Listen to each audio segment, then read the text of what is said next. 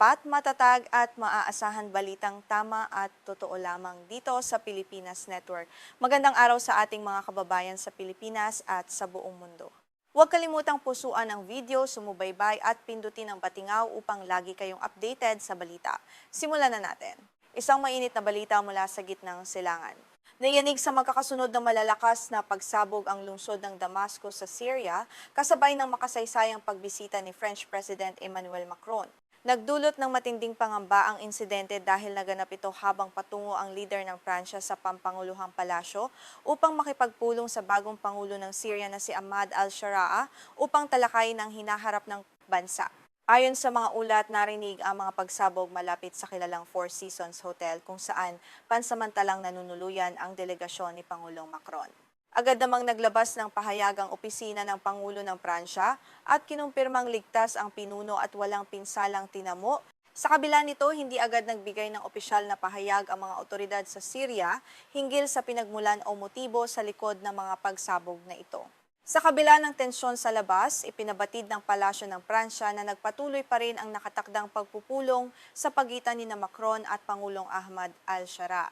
Ang pagbisitang ito ay itinuturing na napakahalaga dahil si Macron ang kauna-unahang mataas na leader mula sa kanluran na nagtungo sa Syria mula nang maupo sa kapangyarihan si al-Sharaa na nagpapakita ng unti-unting pagbabago sa diplomatikong relasyon ng dalawang bansa. Bago pa man ang pagbisitang ito, naging pangunahing boses na si Pangulong Macron sa paghimok sa European Union at sa Estados Unidos na luwagan o tuluyang alisin ang mga mabibigat na parusang pang-ekonomiya o sanctions laban sa Syria. Ang hakbang na ito ay naglalayong buksan muli ang bansa sa pandaigdigang komunidad at bigyang daan ang mga dayuhang tulong na pumasok para sa mabilis na rehabilitasyon ng naghihirap na bansa. Dumating si Macron sa Syria noong gabi ng Lunes kasama ang isang malaking delegasyon ng mga negosyante at eksperto sa ekonomiya. Nakatakda sanang lumagda ang dalawang bansa sa mga kasunduan o Memorandums of Understanding upang hikayatin ang mga dayuhang mamumuhunan na makilahok sa muling pagtatayo ng Syria. Ang bansa ay kasalukuyang nagpapakasubsob sa rekonstruksyon matapos ang halos 14 na taon ng madugong digmaang sibil. Batay sa ulat ng media ng pamahalaan ng Syria na sumisipi sa isang hindi pinangalanang opisyal ng seguridad, ang dalawang pagsabog sa sentro ng kabisera ay sanhi ng mga itinanim na pampasabog o explosive devices. Isang malaking makapal na usok ang pumailan lang mula sa pinangyarihan ng insidente na matatagpuan sa isang abalang kalsada malapit sa tanggapan ng Ministry ng Turismo at sa National Museum ng Damascus. Mabilis na kumalat sa mga social media platform ang mga video at larawan mula sa pinangyarihan ng pagsabog. Ipinapakita sa mga kuha ang isang van at isang motorsiklo na nilamon ng apoy habang makikita rin ang mga bakas ng dugo sa kalsada. Bagamat nakakatakot ang mga eksena, wala pang opisyal na ulat ng mga namatay o nasugatan sa insidente at wala pa ring grupo ang umaako ng responsibilidad sa pag-atake. Ang marahas na pangyayaring ito ay naganap ilang araw lamang matapos ang isa pang pagsabog sa isang cafe malapit sa Justice Palace sa Damascus na kumitil sa buhay ng hindi bababa sa 10 tao at nag-iwan ng mahigit 20 iba pang sugatan. Ang sunod-sunod na pag-ataking ito ay nagpapakita na nananatiling marupok ang seguridad sa kabisera sa kabila ng mga pagsisikap ng bagong pamahalaan na ibalik ang kapayapaan. Para kay Pangulong Ahmad al-Sharaa, ang mga pagsabog na ito ay isang malaking dagok sa kanyang administrasyon. Siya ay umakyat sa kapangyarihan matapos pamunuan ang isang rebelyon na nagpatalsik sa diktador na si Bashar al-Assad noong taong 2024. Ang mga ganitong insidente ng karahasan ay nagpapahina sa kanyang imahe bilang isang pinuno na may kakayahang magdala ng katatagan sa bansa. Mula nang makuha ang kapangyarihan, patuloy ang pagsisikap ni al-Sharaa na maitatag ang buong kontrol sa buong Syria. Sinisikap din niyang makuha ang tiwala ng mga minoryang grupo sa bansa na nag-aalinlangan sa kanyang pamumuno na pinangungunahan ng mga Islamist. Bukod dito, nais niyang makuha ang suporta ng mga pamahalaan sa kanluran na noon ay nagdududa sa kanya dahil sa kanyang nakaraang koneksyon sa Al-Qaeda. Matatandaang si al-Sharaa ay dating pinuno ng Hayat Tahrir al-Sham, isang grupong may dating ugnayan sa Al-Qaeda. Gayunpaman, nangako ang kanyang bagong pamahalaan na magpapatupad ng mga reformang pampolitika at pang-ekonomiya upang tuluyang mawakasan ang ilang dekadang autokratikong pamamahala sa bansa. Ang pagbisita ni Macron ay isa sanang mahalagang hakbang upang patunayan ang kanyang pagbabago sa buong mundo. Habang ang mga bagong pinuno ng Syria ay patuloy na nakikipaglaban sa iba't ibang armadong grupo sa labas ng kabisera upang ganap na makontrol ang bansa, ang lungsod ng Damascus ay naging medyo mapayapa sa mga nakaraang buwan. Kaya naman ang mga kamakailang pagsabog na ito ay nagdudulot ng gulat at pangamba sa mga mamamayan na umaasang tapos na ang panahon ng madugong labanan at gulo sa kanilang mga lansangan. Ang matagal na digmaan sa Syria ay nag-iwan ng malalim na sugat sa bansa.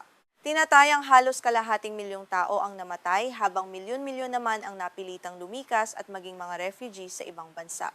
Wasak ang mga infrastruktura ng bansa at bagamat may mga pangako ng pamumuhunan mula sa ilang bansa, kailangan pa rin ng Syria ng daan-daang bilyong dolyar upang makabangon mula sa kahirapan.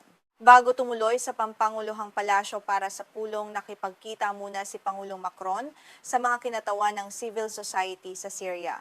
Bagamat hindi nagbigay ng detalyadong impormasyon ang kanyang opisina kung sino-sino ang mga nakasalamuhan ng Pangulo, ipinapakita nito ang interes ng Pransya na makinang makinig sa boses ng mga ordinaryong mamamayan at mga grupo na nagsusulong ng karapatang pantao sa bansa.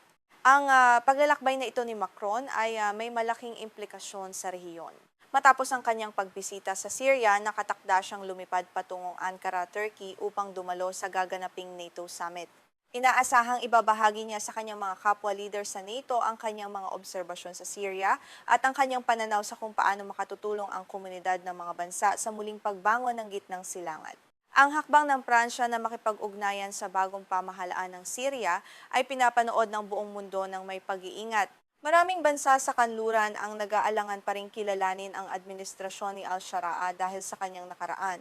Ngunit para kay Macron, ang pakikipagdialogo ang tanging paraan upang maiwasan ang muling pagbagsak ng bansa sa kamay ng mga ekstremista at upang masiguro ang katatagan. Sa kabila ng panganib na ipinakita ng mga pagsabog, ang pagpapatuloy ng pulong ni Macron at al-Sharaa ay nagpapadala ng isang malakas na mensahe. Ipinapakita nito na hindi matitinag ang determinasyon ng dalawang panig na magtulungan para sa interes ng ekonomiya at seguridad. Gayunpaman, binibigyang diin din nito na ang daan patungo sa kapayapaan sa Syria ay puno pa rin ng mga banta at matinding hamon. Para sa mga mamamayan ng Syria, ang mga pagsabog na ito ay isang paalala na hindi pa lubos na ligtas ang kanilang bansa. Ang takot na muling bumalik ang malawakang digmaan ay nananatili sa isipan ng marami. Ang hamon ngayon sa pamahalaan ni al-Sharaa ay patunayan na kaya nitong protektahan hindi lamang ang mga dayuhang bisita, kundi maging ang sarili nitong mga mamamayan mula sa mga banta ng terorismo. Habang nagpapatuloy ang investigasyon sa mga pagsabog sa Damascus, binabantayan ng mga analyst kung paano ito makaapekto sa mga darating na pamumuhunan. Ang seguridad ay isang pangunahing salik para sa mga dayuhang negosyo na nais mamuhunan sa rekonstruksyon ng bansa. Kung hindi masusugpo ang mga ganitong pag-atake, maaaring mag-atubili ang mga investor na ipasok ang kanilang pondo sa mga proyekto sa Syria. Sa pagtatapos, ang makasaysayang pagbisita ni Pangulong Macron sa gitna ng mga pagsabog ay nagpapakita ng komplikadong realidad ng Syria ngayon. Isang bansa na naghahangad ng bagong simula at pag-unlad, ngunit patuloy na hinahabol ng mga anino ng karahasan at kawalang katiyakan. Manatiling nakatutok para sa mga susunod pang balita rito sa Global Balita. Ako ang inyong news anchor na nag-uulat para sa inyo.